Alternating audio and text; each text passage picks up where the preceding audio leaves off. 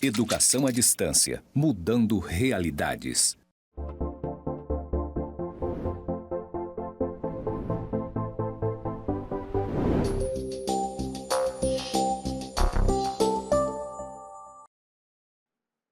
E aí, pessoal, aqui é o professor André Verdibrum, da disciplina Direito Tributário. Esse é o meu sinal em Libras. Eu sou um homem branco, tenho cabelo curto, castanho claro, uso barba, estou vestido com uma camisa verde de manga longa, calça jeans e sapato marrom.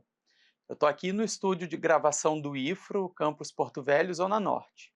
Ao fundo tem uma parede com pontos interconectados. E na minha esquerda tem os dizeres EAD mudando realidades. Vamos lá para a nossa última aula? A gente agora vai falar sobre o planejamento tributário. E o nosso objetivo é analisar o planejamento tributário como uma estratégia lícita para a diminuição da carga tributária, diferenciando-o dos atos ilícitos. Quero chamar a atenção de vocês para o sentido de que o planejamento tributário é uma estratégia lícita. Lícita, portanto, não envolve cometimento de crimes, não é nenhuma ilegalidade, nenhuma ilicitude. É apenas mesmo um planejamento que o contribuinte faz com o objetivo de diminuir a sua carga tributária. Esse é um conteúdo extremamente importante, especialmente quando a gente pensa em empresas, em contribuintes, pessoa jurídica, porque eles vão poder fazer ajustes na sua produção, ajuste nos serviços que prestam, para diminuir ou para postergar o pagamento desses tributos. Isso pode acontecer também com pessoa física, evidentemente, mas é muito mais comum com pessoas jurídicas. Então vamos pensar aqui logo de cara, o que a gente tem de relevante nessas duas figuras? A gente tem sonho de valsa aqui e a gente tem sonho de valsa aqui. O que essa nova embalagem tem a ver com o direito tributário, com o planejamento tributário? Então vamos pensar aqui. Planejamento tributário são ações legais para reduzir a carga tributária. Baseia-se em regimes e estruturas vantajosas e deve respeitar a legislação. Eu trago essas figuras porque nós temos aqui um grande exemplo de diminuição de carga tributária. Quando o sonho de valsa vinha nessa embalagem típica de bombom, ele pagava uma carga tributária de bombom. Quando ele muda a sua embalagem para uma embalagem típica de biscoitinho, ele começa a pagar tributo de biscoitinho.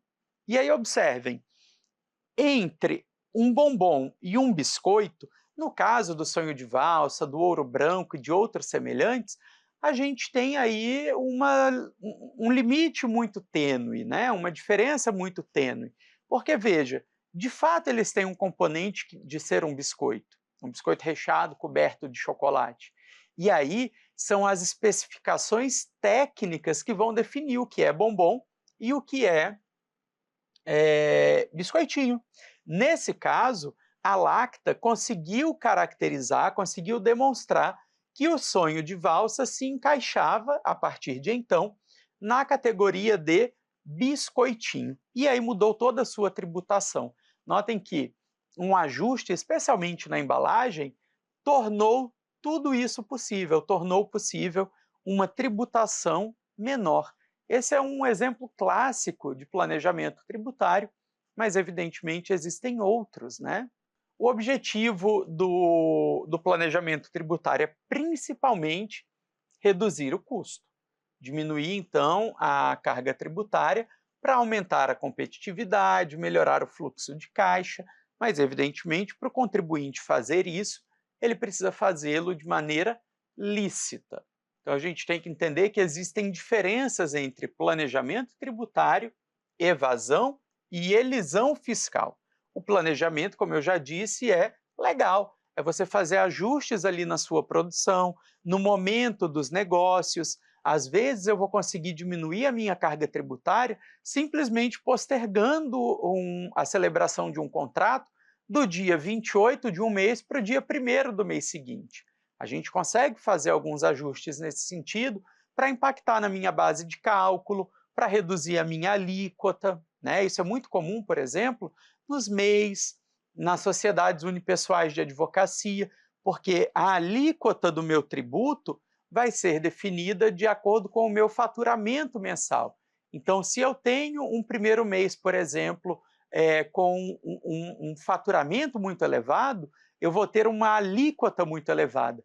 Então, o que a gente faz no campo do planejamento tributário? A gente dilui esse faturamento. Você chega para aquele seu parceiro e fala: olha, comprador, se você não tiver muita pressa, eu gostaria que a gente deixasse esse pagamento para o mês que vem. E aí você consegue, com isso, diluir o seu faturamento naquele primeiro mês, que é o mês da apuração da alíquota. Por exemplo, aqui pensando na sociedade unipessoal de advocacia, né? A elisão já é uma economia lícita.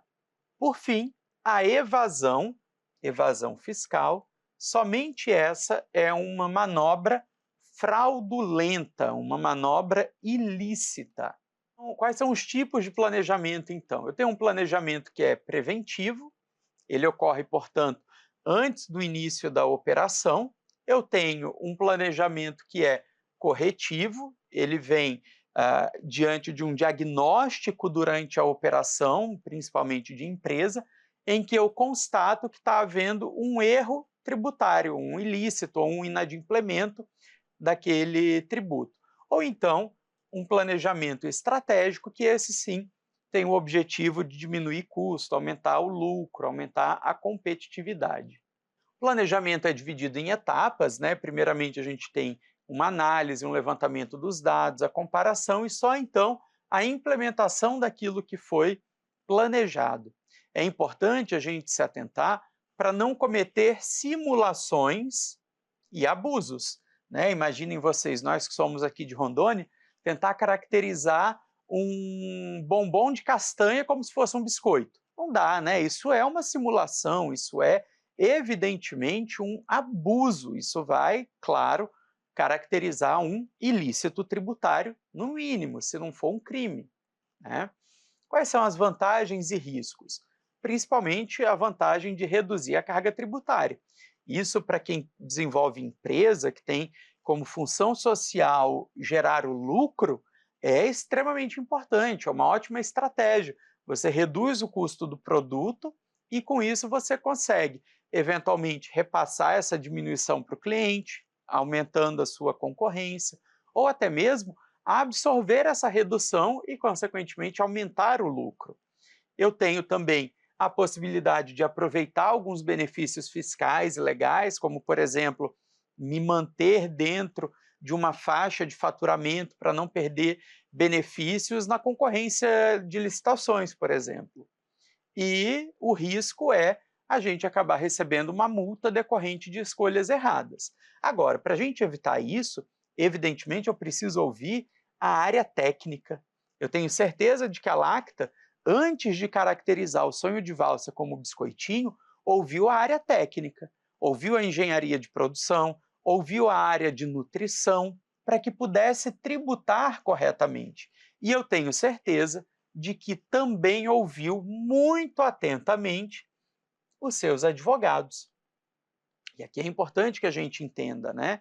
Você que vai atuar como gestor público também tem advogados à sua disposição, que são os advogados públicos, né? Os procuradores do Estado, os procuradores dos municípios e os advogados da União, dentro de todas as carreiras que a AGU tem, né? Então, esses profissionais, o gestor, o contador, o advogado e a área técnica, têm que fazer uma atuação integrada e estratégica. E isso é importante da gente compreender para que você, como futuro gestor público, veja a complexidade de se fazer um planejamento tributário adequado. E, eventualmente, você vai ter que intervir nesse planejamento, não no sentido de corrigi-lo, porque não compete ao gestor público, mas no sentido de, eventualmente, aplicar penalidades, apurar novos tributos que foram devidos por uma má atuação técnica. Então é isso, pessoal. Eu desejo muito sucesso para vocês e a gente se vê numa próxima disciplina. Um abraço.